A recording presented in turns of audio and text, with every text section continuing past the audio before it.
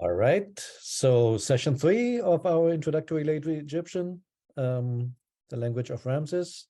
Today, big day, I want to complete our overview of the writing system, namely finish the exercise on the uniliterals, get our first sentence, even though it's a simple one, cover how multiliterals work, and then take a look at the definite article. That's going to be the topic of the next session, because Late Egyptian has definite and indefinite articles, unlike Middle Egyptian.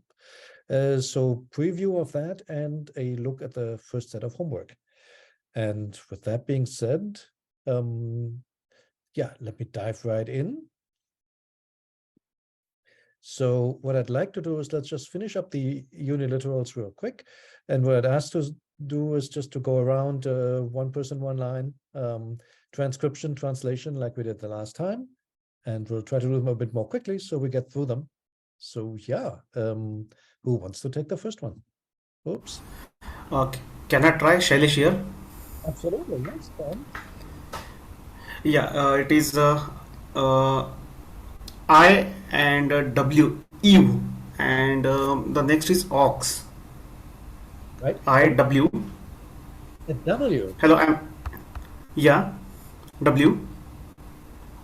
Okay. So it could be pasture, if I am correct. Question, where do you get the W from? Mm, I compared with the dictionary last night. Okay. So I might have wrongly cracked it, but I feel it could be W. Okay, let's take a quick look at that. I'm wondering which Oh, one you have in mind. This one here is the oh, okay. Oh, my mistake. It should be H. Yeah, that's right. It's the emphatic H. Yes, correct, correct. you're right. It's an ox. So that's Ox. spot on. An ox. Yeah, that's what it is. Really, not much more I can say about it. You can write it with an I and then with a funny little like comma on top, or you can write it with a J. I'm gonna write it with a J. Oh, yes, sir. There was probably confusion between the other word for cow, which is Eva, and the final aleph is sometimes omitted. Yeah, exactly. You're right. You're right. Yes, of course, that's what it is. Good point. Yeah, there's more than one word, of course, for cow or for basically for cattle related terms. This one here is ambiguous. That's why I put it there. Aurelio, one more. Aurelio, can I ask one question? How to pronounce the previous word? J, like that? This one, oh, that would be no, it's this guy here is essentially at this point in time probably a vowel marker. So it could be something like ich or yich. Okay, okay. We don't know exactly because the male version did not make it into Coptic, but I would guess something like ich probably. Ich or ich. So great question. Egyptological pronunciation, whether you transcribe it as a J or you transcribe it as an I, you just pronounce it as E. So ich is the Egyptological pronunciation. And I would recommend to just go with that one because reconstruction is really hard. All right. Good job. And I'll do the next one just because there was a bit of a trick question. If you see this could be a simplified version of ich, especially when you have like lists of things like, I don't know, 500 heads of cattle or something, or we bought 2 oxen. You would just find this one, maybe with plural strokes. And it could be ich. It could be one of the other words too. It could be an abbreviation for ka, for bull, like the strong bull of so-and-so. And then yeah, I think there are even more options than that. So when they do us the favor and actually spell it out phonetically, that's nice because then you know exactly which word it is. Otherwise, you will need context. Like, for example, if it's a divine title, it's probably going to be ka. If you're talking about things that are related to agriculture, it's probably ich. All right. So I'll just put the same thing here, ich,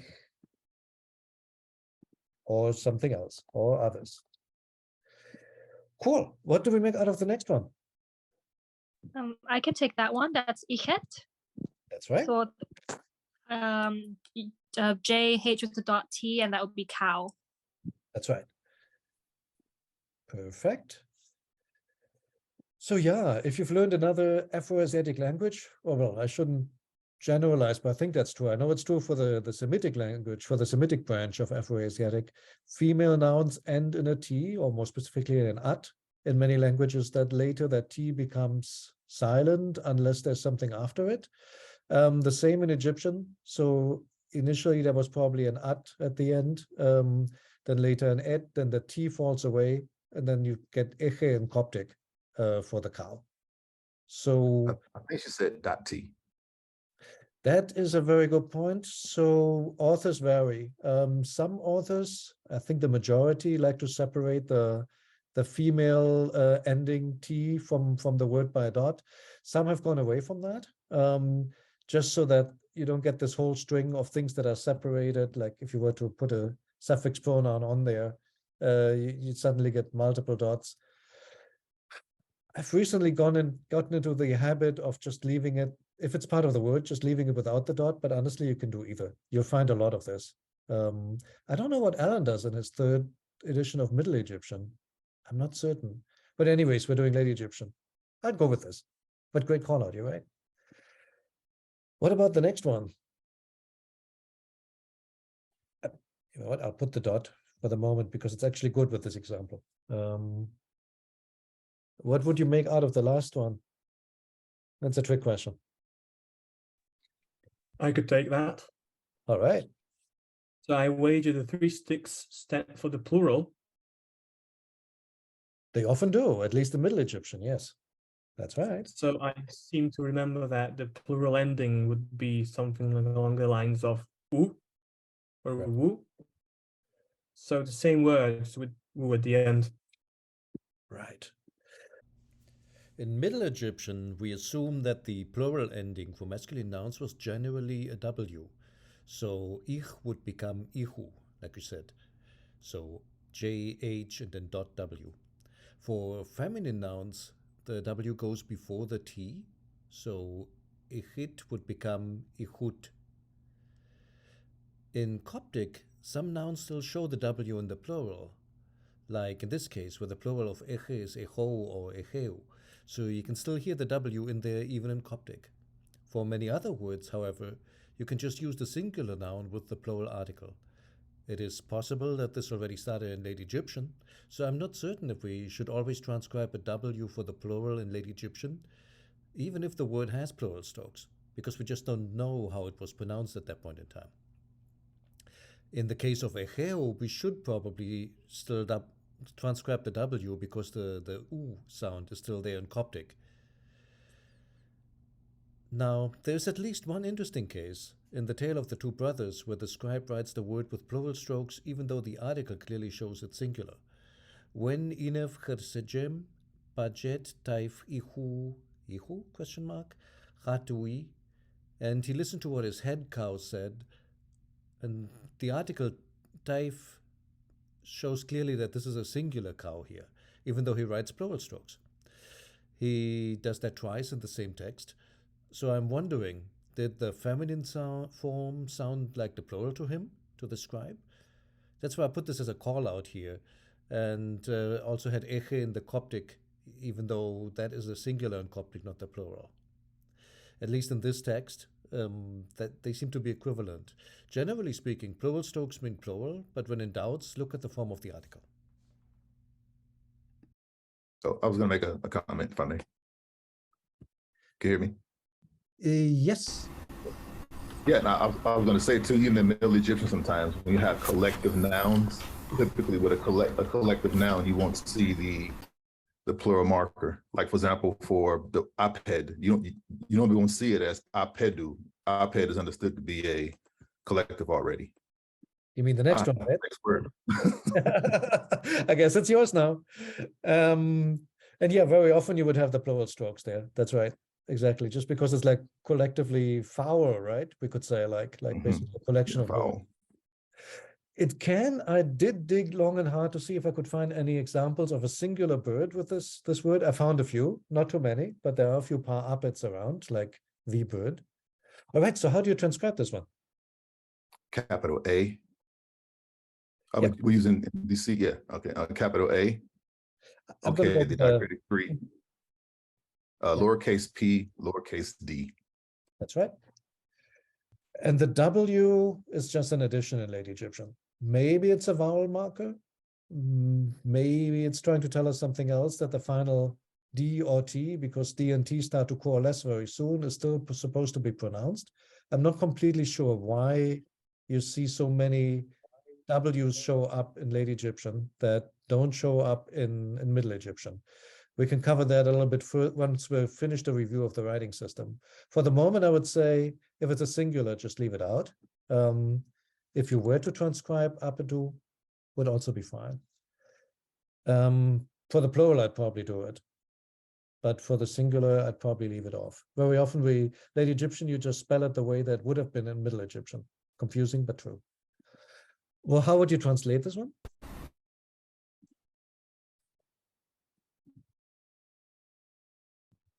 Yeah, I would like to comment still. The primary marker of plural would be the 3 strokes. The wow is very rarely written out. So you got to look out for the plural strokes if you want to identify the real plural. Yeah, right, like this. That's right, that's right. And actually, like Christopher was saying, even in a singular meaning or collective meaning, I mean, this word, all examples I found, I had to look long and hard to actually find one without the plural strokes, but there were a few. This word or the next Aurelio, yes, sir. one question. Yeah, whenever you see vertical 3 lines, it must be a plural, right? Whenever you see a what? I'm sorry? Yeah, 3 vertical lines at the base of any Egyptian hieroglyph. So it must be a plural, right? Am I correct? Almost. Okay. So the way it's a bit tricky, and I'm just going to give you the high-level version because we're going to get to plurals. But so in Middle Egyptian, you normally either have like vertical or horizontal plural strokes. There's no difference in meaning to indicate the plural. Basically, like Nikita was saying. Now the thing there is, there's one exception, the so-called collective nouns, where you, if something is perceived to be something of many parts, like for example, the army. You would have the army with plural strokes, even though it's a singular noun, it's being treated as a singular, but since there are multiple people in it, it would get plural strokes as well. That's the case in Middle Egyptian. In Late Egyptian, the single biggest, best indicator is the article. If you have a plural article in front of it, you know it's a plural noun. Normally, it will have plural strokes at the end as well. Sometimes they put the plural strokes, even though it's not a plural word, just because that's, and it's not a collective either. They just put it. I mean, it's the spelling is a bit messy. So the single biggest and best guide you have in Late Egyptian is just look for the articles and you're safe. If it's a singular the, then it's one. And if it's a plural the, then you will know in half an hour what that is. Then you can't make a mistake. Okay. Oh, yes, sorry for the confusion then, because I'm so used to the absence of articles because I mainly read Middle Egyptian texts. Yeah, sorry about that. No worries. I mean, that's exactly what we're going to get. And honestly, these 2 words, like 16 out of 17 examples I looked at had the plural strokes. I just didn't want to confuse anybody. And I thought, you know what? Last night I took them off. They're actually in the exercise sheet that I sent out. But, well, we got there anyways. Rebecca, you wanted the next one. Oh, and thank you. Yes, sorry. Go ahead. Let me know if you can't hear me. You're good. Just wanted to add Right, bird or so- farm to the one on top because I think I missed that. Okay, go ahead. Right, so this looks like an easy one. So rem. The That's right. reason why I say that is that the squiggly thing is a redundant word. And I'm guessing this is a picture of a fish, but from what you've just said, it could also have been fishes if we had the 3 strokes underneath, but they use it as a collective noun, do they? I think often, at least you see it very often, like in descriptions like birds and fish or fish 200 heads, or not, they wouldn't say heads, what would they say? Just fish 200 basically to indicate like how many you have. So it appears a lot in such accounting lists basically. So yeah, you're right. It's fish, or yeah, I'll just leave it at that. And there is a Coptic word rame, which I think comes from this. Although it's not the general word for fish anymore in Coptic. I think it's a type of fish. But yeah, perfect. Well done. Let's do the next one.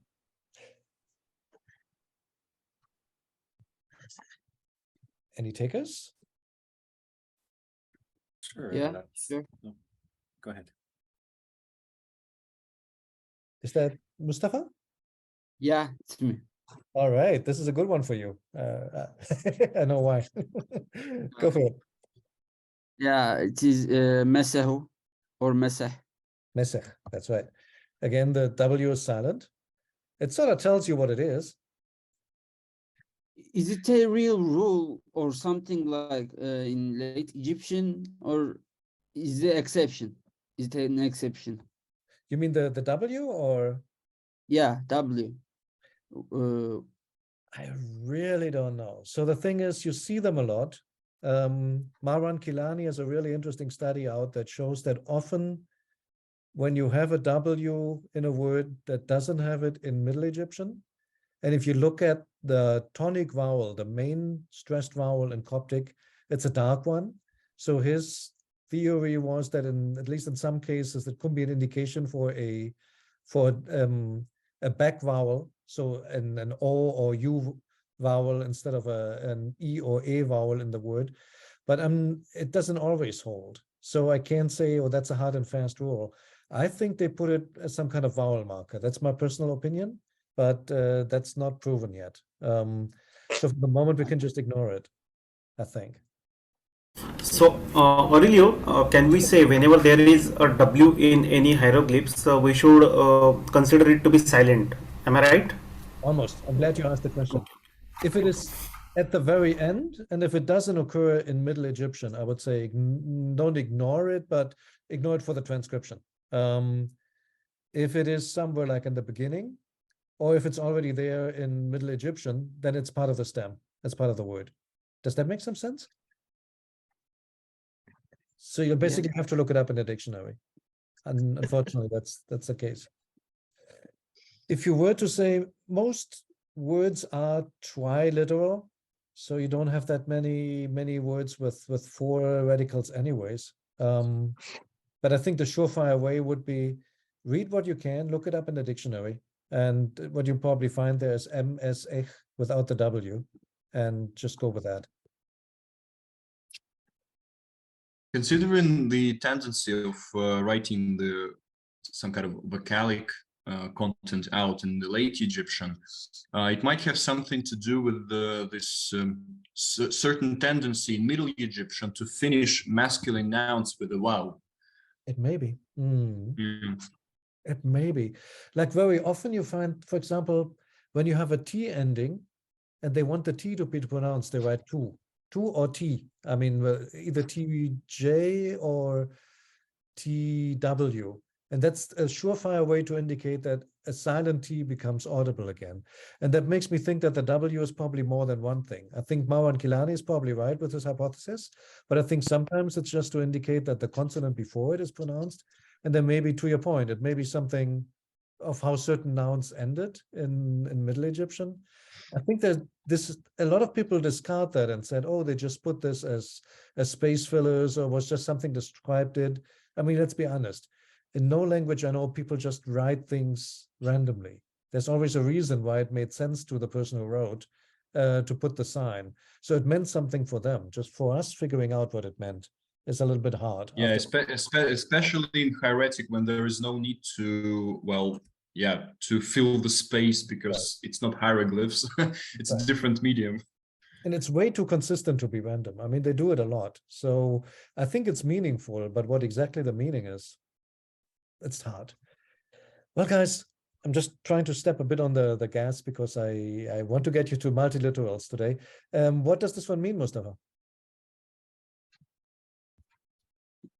Sorry? What does the word mean? Crocodile. Yep. I mean, they make it easy for us because it actually shows it. Now, what's crocodile in Turkish?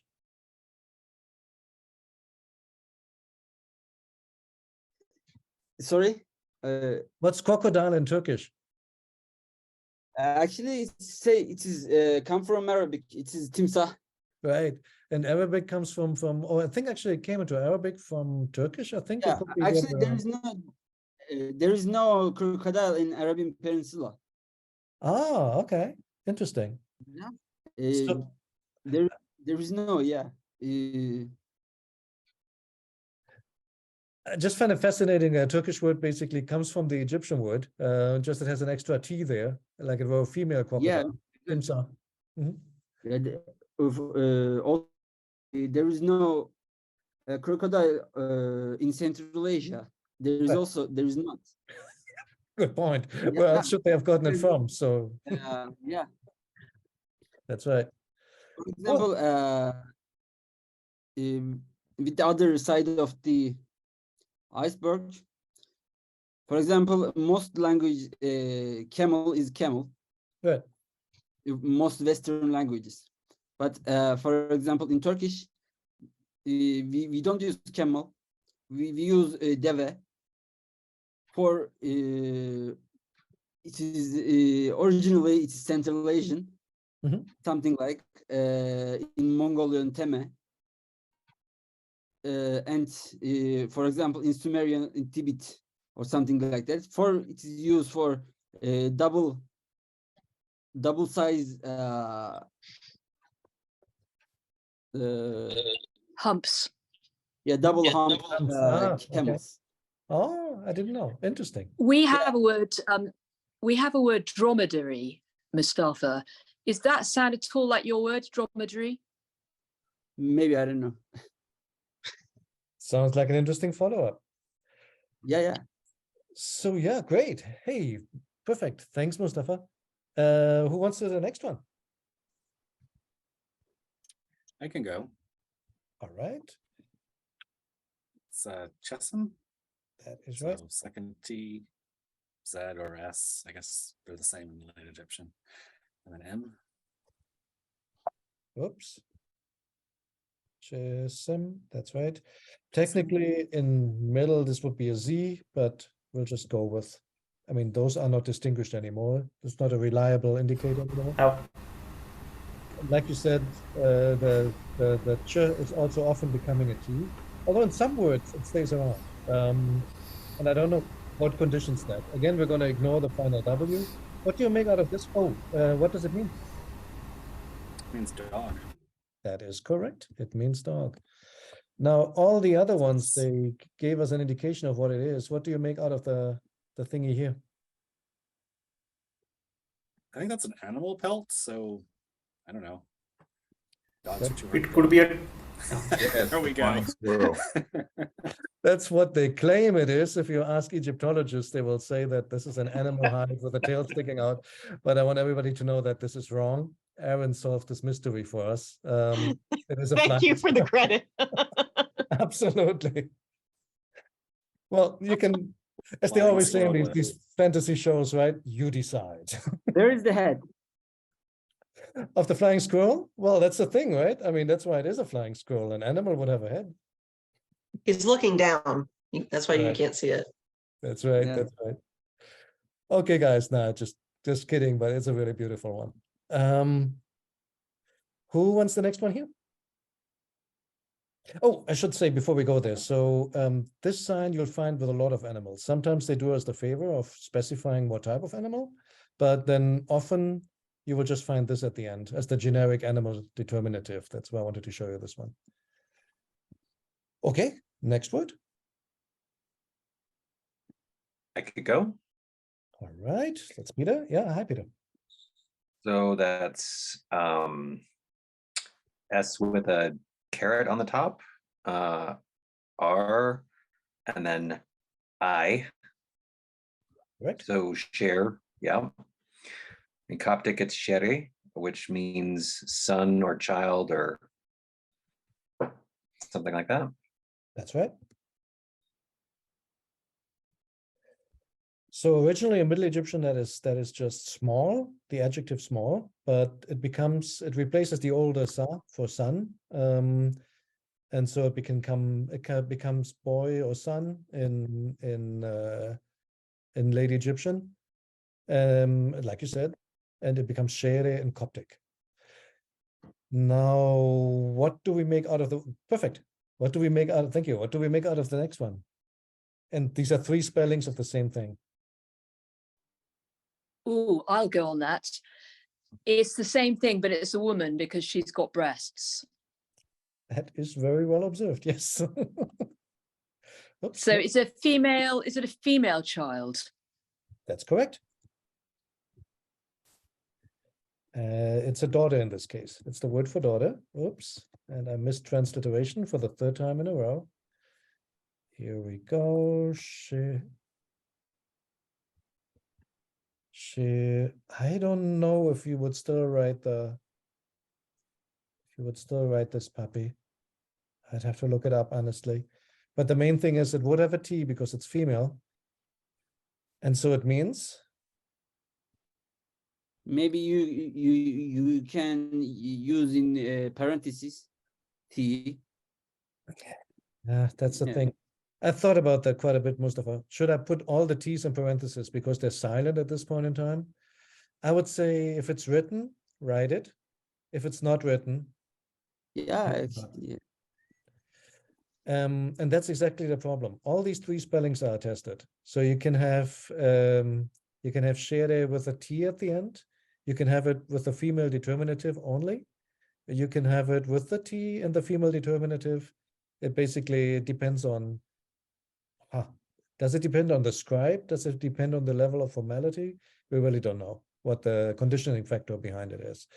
But essentially, you normally can tell which one it is by the article. I'm going to get there in a moment, or by context, and often by spelling. But what is that bird representing? Is it, it Somebody wants to answer this one? it Children appears are to bad. I can. Children are bad. Right. sorry, Go ahead. I couldn't. Either small things or bad things. Normally, this the so-called bad bird. It's a sparrow. You find it with anything that has to do with little things or with things that are bad in general. Also referred to as the evil bird. Why? I don't know. I mean, I do know that sparrows eat your grain, so that would be my personal theory that has something to do with that. But I'm not sure if there's any ground. But what alphabet it represents in the word, or there is no alphabet representing it? Yeah.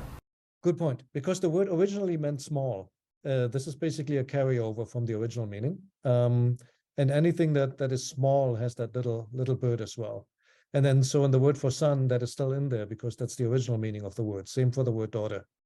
So it's originally the little one. Like you could say los peques for like los pequeños in some variants of Spanish. It's something similar. So you mean to say that any small child or any little baby like that thing is to be represented in a hieroglyphs? That time this sparrow should be displayed in the in the hieroglyphic word, right? Correct. That's right. For small things. Okay. And for bad things as well, interestingly. All right. We covered this last page. I need 5 more volunteers. I can take that. Absolutely. So that reads Jed. That's correct. D with a line under and then normal D. Yep. If I ever find it, here we go. And it means to speak or to say. That is absolutely correct. Is that because the sign at the bottom, because I noticed it on something else that it said translator, it does that, it may have been something from Christian, I can't remember, but that picture was there for the word translator. Is that because translation is a speaking thing? And these are just purely phonetic. Right. So if the word for translate has a j or you mean the hand at the bottom? What is that? That's just the D. Oh, if the word for translate that you're referring to has a D in, then yes, it would have that hand hieroglyph. Right. At some places, it is show this particular sign is representing the alphabet J. So, which should be the correct word, D or J? Yeah, the last one. Yeah.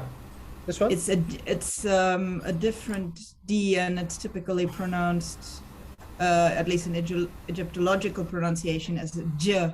J. So because that starts with a D and isn't really a letter in English. Right. You need some conventions about it. Ja is sometimes spelled DJ. You see it in Yeah, names. yeah. Yes, like in Djibouti, some transcriptions, you're right. Yeah, it's true. It does mostly match the English J. I wasn't quite thinking.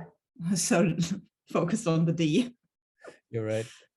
I'm So sorry to be stupid, but for some reason that symbol, which looks like an alien coming out of a chocolate box, it doesn't seem to be That's a snake. Do you a mean snake. Yes. Look, it's Why got a is it- head with a little eye at the left. It's That's- like a king cobra kind of thing. Yeah. Yeah.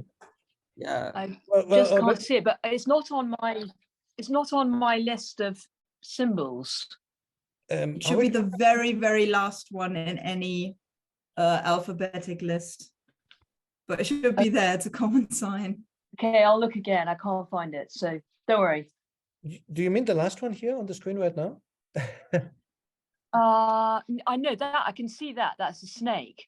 Right. But what I can't see is that, unless I'm going mad, the picture you just showed me. What is that thing? It's a kind of rectangle with a W on it. Oh, which one? I'm You sorry. mean the lower sign in JED? This one? The Oh, Rebecca, you're looking at ich that is below. So yeah, Oh, it's a pirate Oh. scroll. Yeah.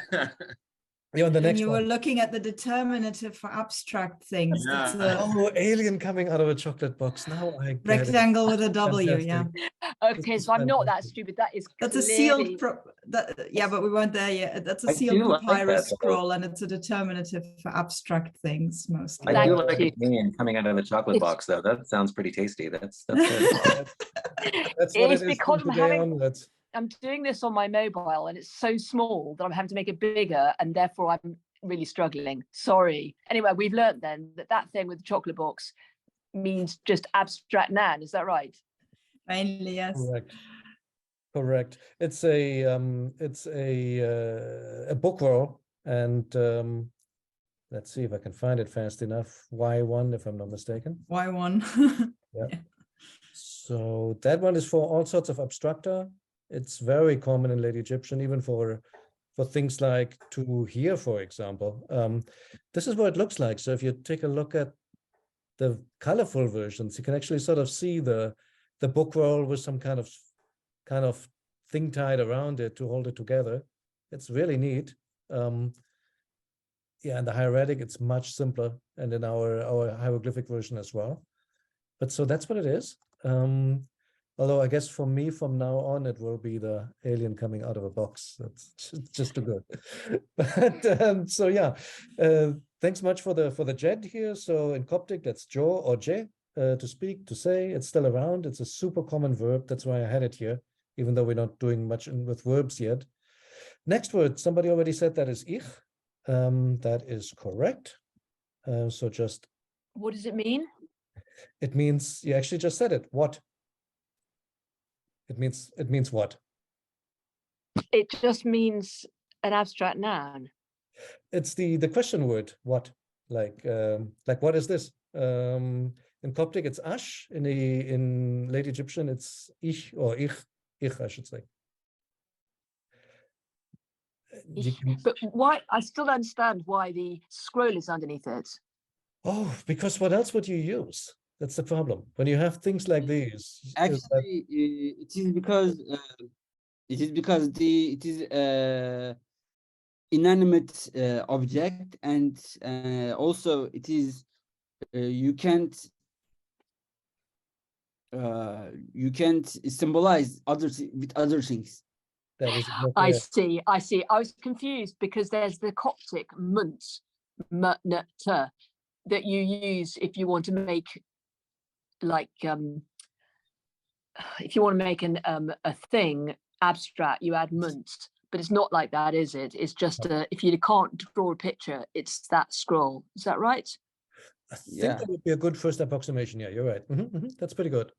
The munt is really a word, and that word is of course around in late Egyptian. Basically same thing as medu word, and to speak. But this one here is just a graphical convention that if you if you want to depict something abstract, you can use this determinative. And a question word, I mean, what else? You could have used somebody pointing at their mouth, for example, to indicate it's a part of speech, but they don't do that. They pick this one. Very good. Thank you. And let's finish the last three. Anybody want to take them? I can. So it's pi, chai, and nai. That is correct.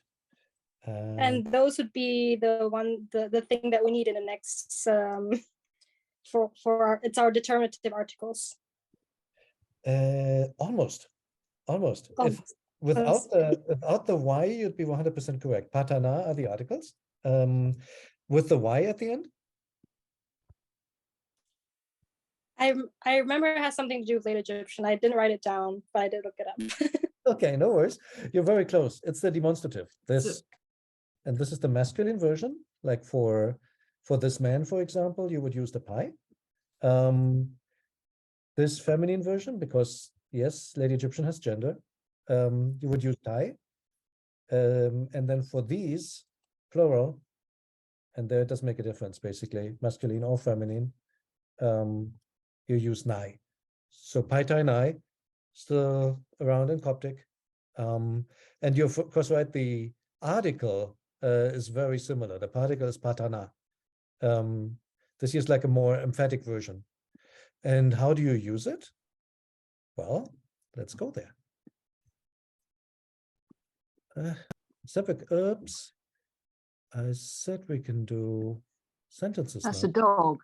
That looks like a dog to me. It is, right? So that's exactly if you wanted to ask the question, what is this? You would simply say, ich pi. What is this? Ich is what? Pi is this. And then if you want to say what it is, basically, so something, something pi.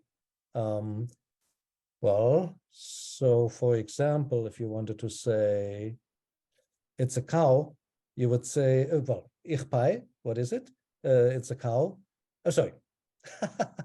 Ich is what? And ich, oh no, ich with a emphatic H, and I can't differentiate them, is a cow. I picked the worst example possible, of course, naturally. But so it's a cow would be ich pi. Let me use something better. I used the worst possible. So if you wanted to say it's a crocodile, you would say mesech pi. Crocodile, this, mesech pi. Now the tricky part is that it goes with the gender.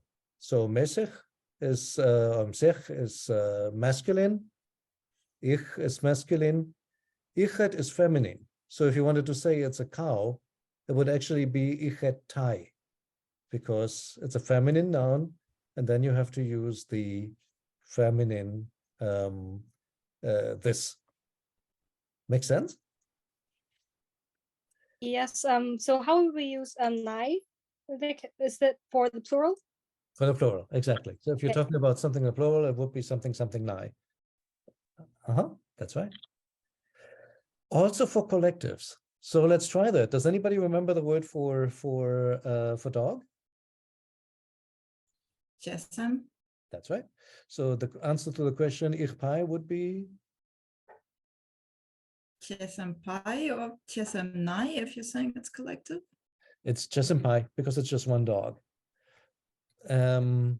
Now this one is a drink, more specifically it's beer. So does anybody remember the word for beer?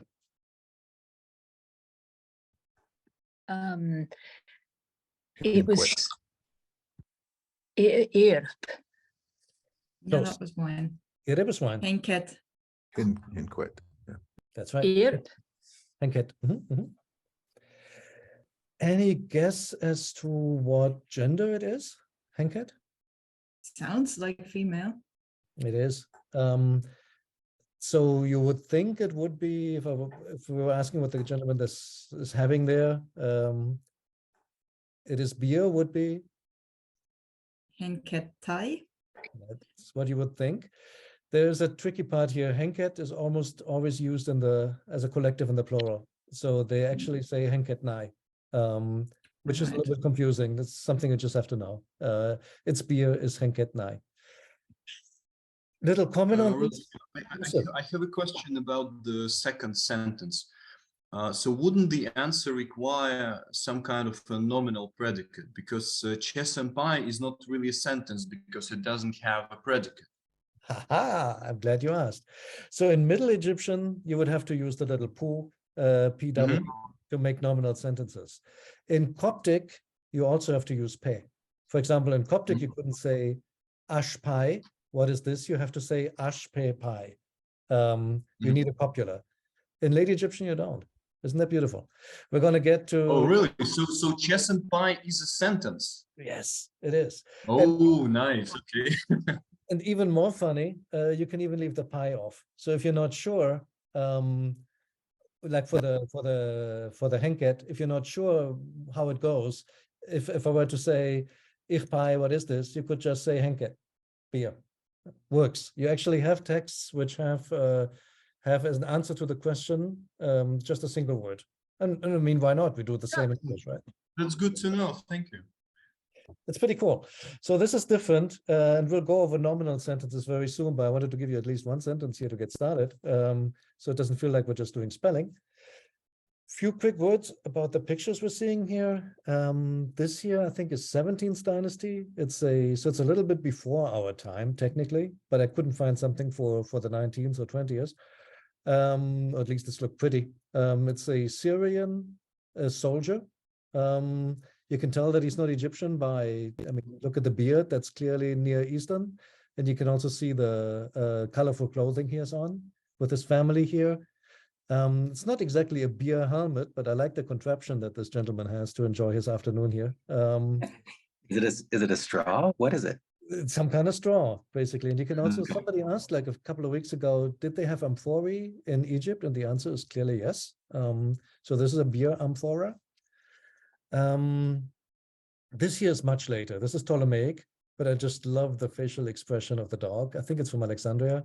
And I think this is a jar. It looks like it's much more Greco-Roman period. It's what? Say again? Yeah, actually, it is much more Greco-Roman influence on it. Right. But yeah, you're absolutely right. I just love the facial expression. It looks like that jar was maybe toppled over or something. And I see that guilty look. I mean, this could be on Instagram somewhere today. But yeah. Cool. I wanted to cover the multiliterals, and we unfortunately lost a few minutes in the beginning. I think I'll still get started on it, and then let's see how far we get. So we'll definitely have to continue that at some point, but yeah, let me get started here. So I hope everybody by now feels comfortable with the uniliterals. In theory, you could spell out the whole language just using uniliterals, or if you like, uniliterals plus determinatives. But they didn't do that. Why? Because it would be boring. Instead, they also use signs which stand for multiple consonants. We already met one a moment ago. Pa is P and Aleph together. And there are many others. Like, for example, Khar is emphatic H and R. Ir is I and R or J and R. This one here is W and N. This one is N plus W, and so on. So you can have two consonant signs, and then you can spell words with different words which have those two consonants in them with different vowels, and basically use these signs. And you also have three consonant signs. Like, for example, this one everybody knows, Anch, life, Nefer, beautiful, Sejim. This one actually can have multiple meanings, but it can be used to write Sejim, to hear. Nature, God, of course, Cheper, to become. Normally, since this is like a triliteral root, these are tied to a small set of words. These here are very versatile. They can write many different words. And I see there's a question coming. Go ahead. Oh, I thought I heard something.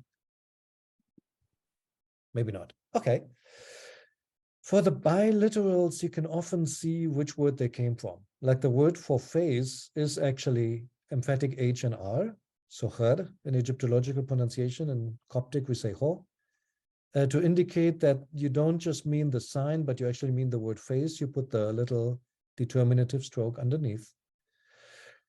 The word iret is feminine, so you put the T as well, and the determinative stroke, it means I. So iret, it still survives in Coptic as yat in some environments. So that is what obviously this JR came from. A hand with a loaf is used to write the word D, to give. It's still around in Coptic as T. So that's where these sound values came from. But now you can use them to write all sorts of other words, which just use the same consonants, but are not related in meaning. Like, for example, the preposition khir, upon, he in Coptic. So ho and he, not the same thing. You can use that sign to write it. The verb iri, or ire in Coptic, to do, super common, is spelled with a sign that originally came from the word for I. And you can see how that happens, right? I mean, you have this very handy sign, and you can use that now to spell out a word that is similar in consonant structure. And the preposition with MD in late Egyptian, basically you can spell it with D, and of course the M that you already know from your last exercises. So that's overall how you use 2 consonant and 3 consonant signs. Essentially, they're super common. Most words use one of those. Any questions? There's something I need to tell you about, namely, of course, there's a trick it's a bit more complicated. Before I go there, any questions though on what we've covered so far? If not, let me do the next one. What they often do is they add a uniconsonant sign, a uniliteral, to the multiliteral. If you're just getting to read Middle Egyptian, you'll actually probably like this because it makes it easier to remember how the sign is pronounced.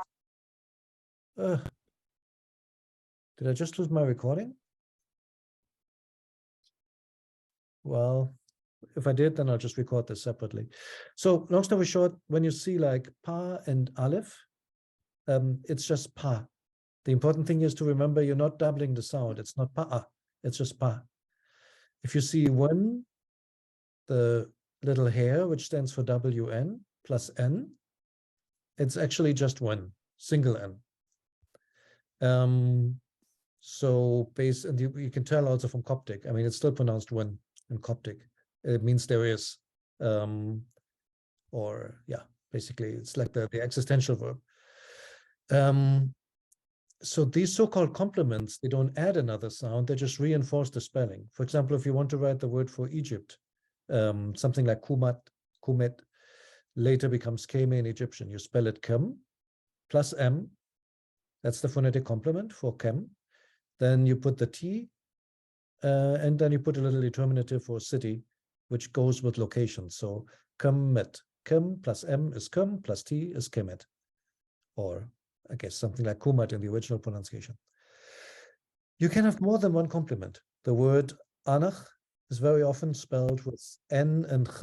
This by itself would already be anach, live, but you add the N and the Ch, it looks nice and it makes clear what you meant. In Coptic, that's onech, to live.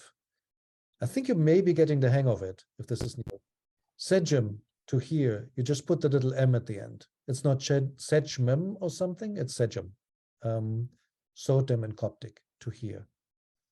Same for cheper. As you can see, in most cases, the complement that I put in blue here comes at the end of the word, just before the determinative. In a rarer number of words, it comes at the beginning. This little sleigh here by itself already means tum, but you can complement it by putting a T in front of it. So it becomes tem. That's, among other things, the negation term, a super common word, one of the different ways how to say not in Egyptian. So there you have it. These are basically, it's a spelling quirk of Egyptian that we don't have in English, that you add one or multiple consonants that are already in the multi-consonant sign extra. And it's just something to be aware of as you look up words in a dictionary. I'll pause here. Any questions on this one?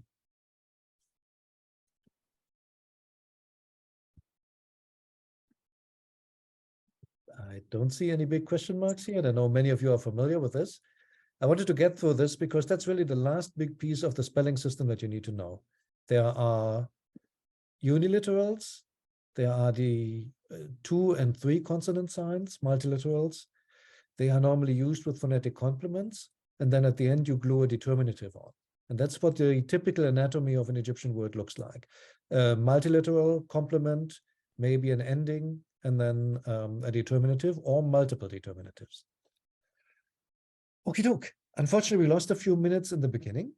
There will be a set of exercises. I'll send them out later. They only use uniliterals where I used multiliterals. I did gloss them, so you don't have to know them yet. I'll send out a table, however, of the multiliterals. No need to learn them by heart, but take a look at it and familiarize yourself with it, because we'll be using them very soon. And the article I'm going to get to next time, because we ran out of time, unfortunately, today. But basically, there will be a set of translation exercises. The way they work is just look up the words using Lesco. They're all doable. If you get completely stuck, just ask on Discord, and then we'll be going over them next time, which will be next week, same time slot. And yeah, then we'll take on the. Is it next week? I thought. Did you meet last Saturday? I thought it was something else last Saturday. So here's the deal. Initially, we were thinking we were going to do it like alternating 1 week Ramses, 1 week Horace and Seth reading group. But honestly, what I'd rather like to do, we had like a little powwow with the Horace and Seth group. In the beginning, since we want to get up to speed quickly, I'll just do this one every week, if that's okay. Oh, great. So did I miss something last week? No, you did not. Because last week we were still doing that alternating thing. And then several people said, well, you know what, if we do that, it's going to take us forever to get up to speed in late Egyptian. So let's do like back to back, week after week, Saturday for a few weeks. And then once we're doing like, you know, adverbial sentences and first present, future three and things like that. So the basics of Egyptian grammar, then we're going to alternate 1 week class, 1 week homework, 1 week class, 1 week homework. And then I can get the reading. Great, much better, because I've forgotten it since last time. So yeah, it's great. Thank you. Okay, awesome. All right, everybody. I'm going to sign off because Samarian's going to start in a moment. But thanks so much, everybody, and have a great weekend. Thank you. You too. Thank you, Thanks. Aurelio. You See you. too. Bye. Thank you. Bye. Have a good day. Bye. Bye.